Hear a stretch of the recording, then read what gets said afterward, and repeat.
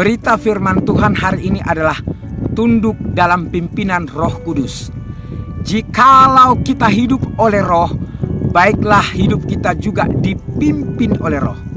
Menjadi orang Kristen tidaklah cukup hanya percaya pada Yesus, beribadah ke gereja, atau turut terlibat dalam pelayanan, tapi kita harus mau hidup dipimpin oleh Roh Kudus dan dengan sadar kita menundukkan diri pada kehendak Tuhan.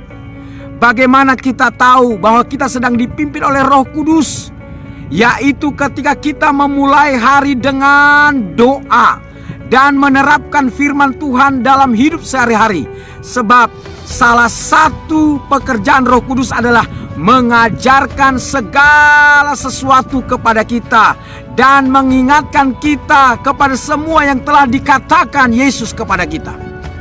Hidup dalam pimpinan Roh Kudus berarti kita bersedia dikoreksi, ditegur, dan diarahkan apabila langkah kita mulai menyimpang dari firman Tuhan.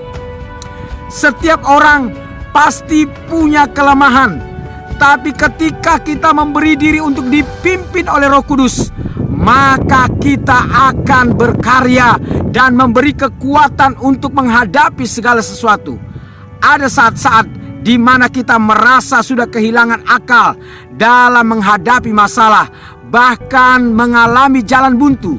Tetapi kalau kita selalu berada dalam pimpinan Roh Kudus, maka kita akan dapat mengerti jalan mana yang harus kita tempuh atau keputusan mana yang harus kita ambil. Karena Roh Kudus adalah konselor, penasehat yang ajaib, yang dengan suara yang lembut berbicara kepada kita dan memberi jalan keluar untuk masalah yang kita hadapi. Semakin hidup dipimpin oleh Roh Kudus, semakin kita memiliki kepekaan rohani. Kenapa?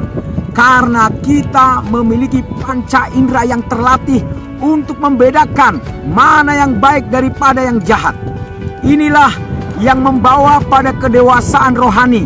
Artinya hidup rohani kita akan terus mengalami pertumbuhan apabila kita tunduk dalam pimpinan Roh Kudus.